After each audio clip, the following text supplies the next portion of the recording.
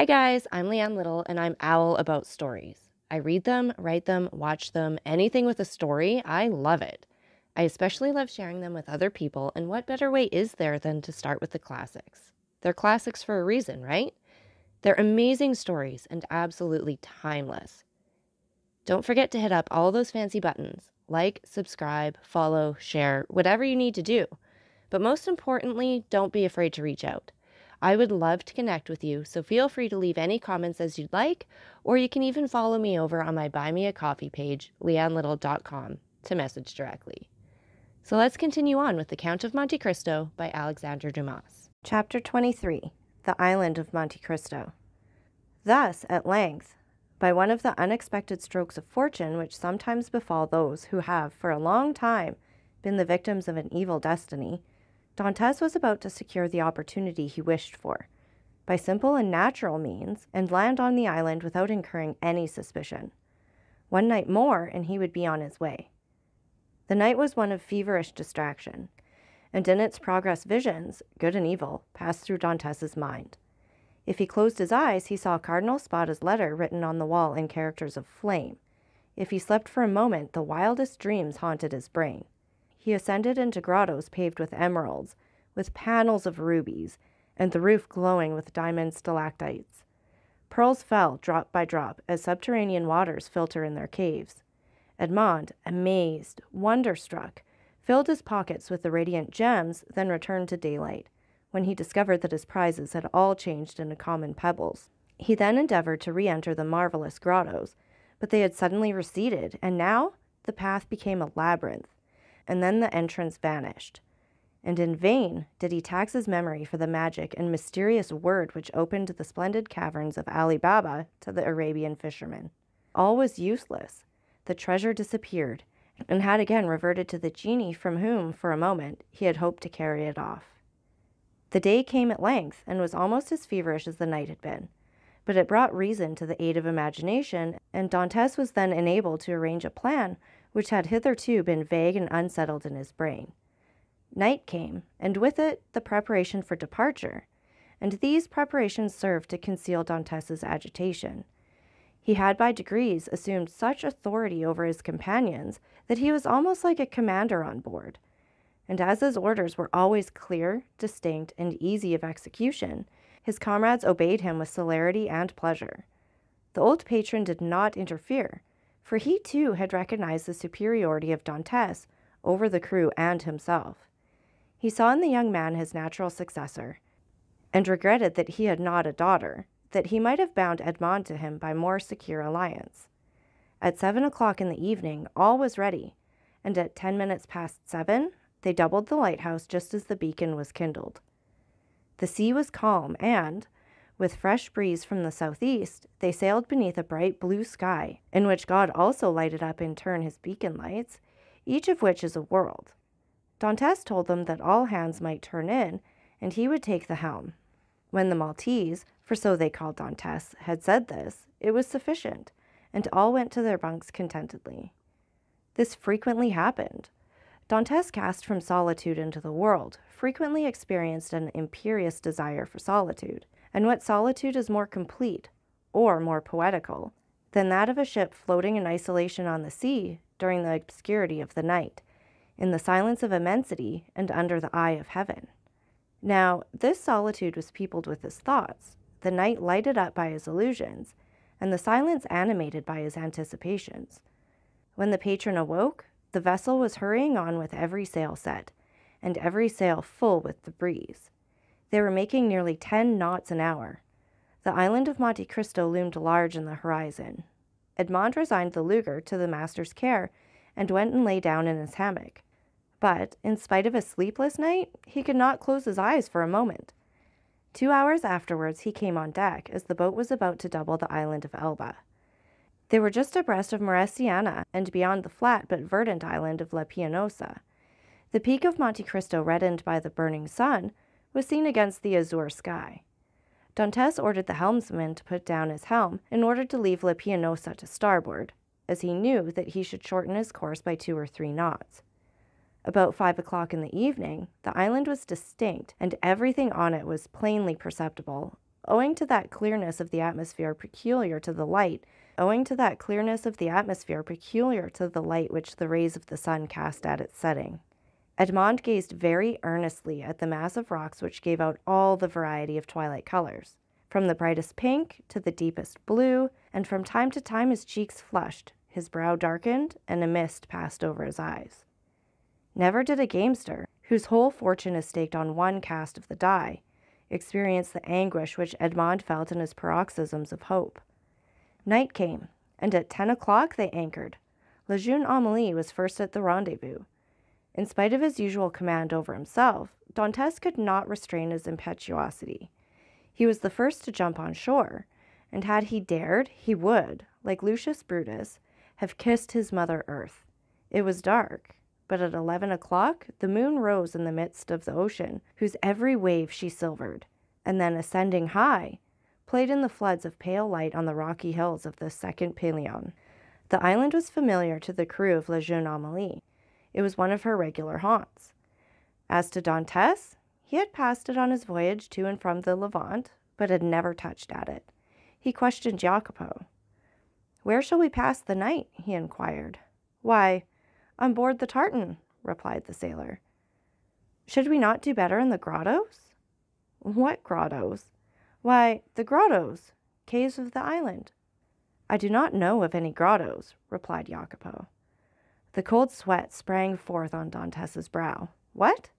Are there no grottos at Monte Cristo?" he asked. "None." For a moment Dantès was speechless.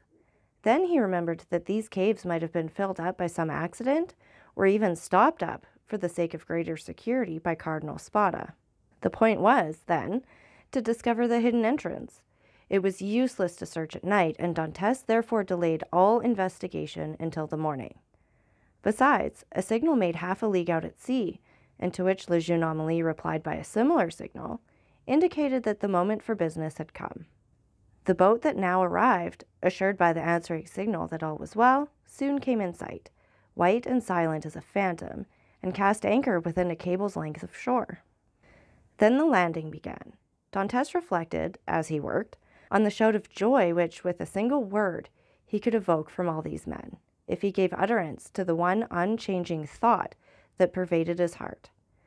But, far from disclosing this precious secret, he almost feared that he had already said too much, and by his restlessness and continual questions, his minute observations and evident preoccupation aroused suspicions.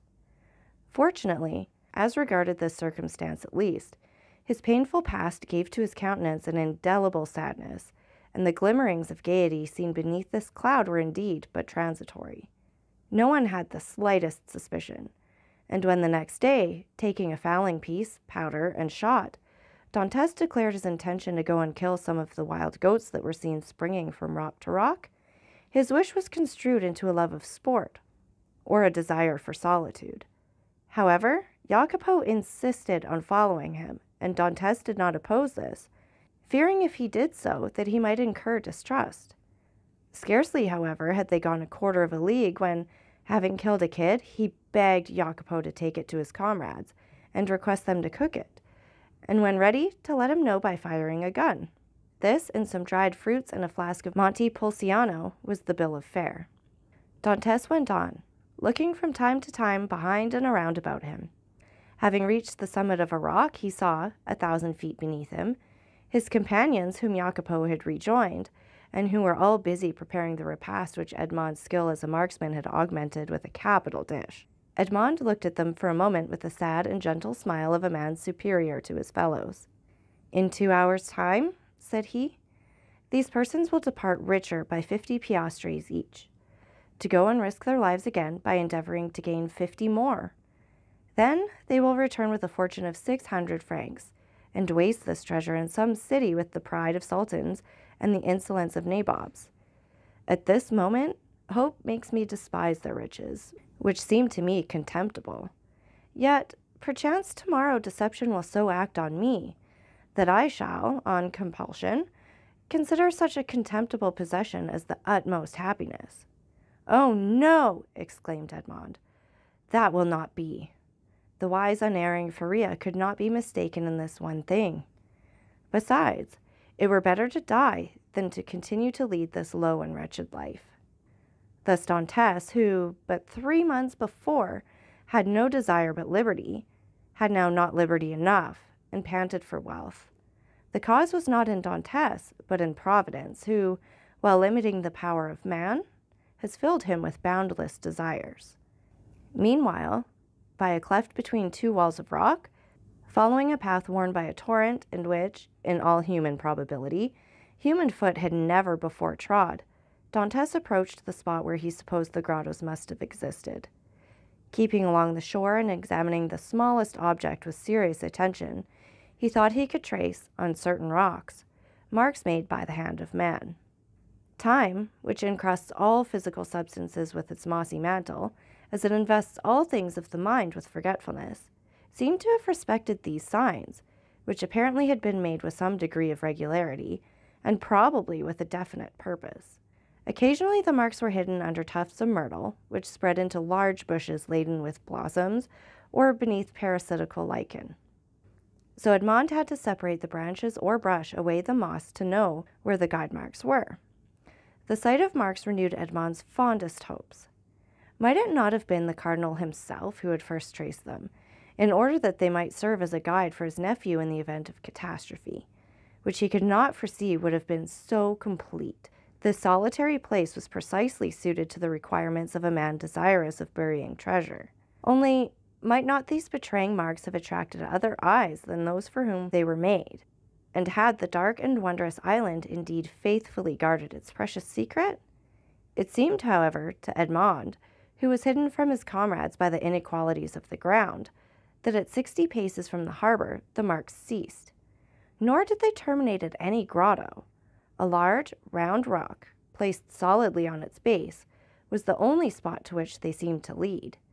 Edmond concluded that perhaps instead of having reached the end of the route he had only explored its beginning, and he therefore turned round and retraced his steps. Meanwhile, his comrades had prepared the repast, had got some water from a spring, spread out the fruit and bread, and cooked the kid.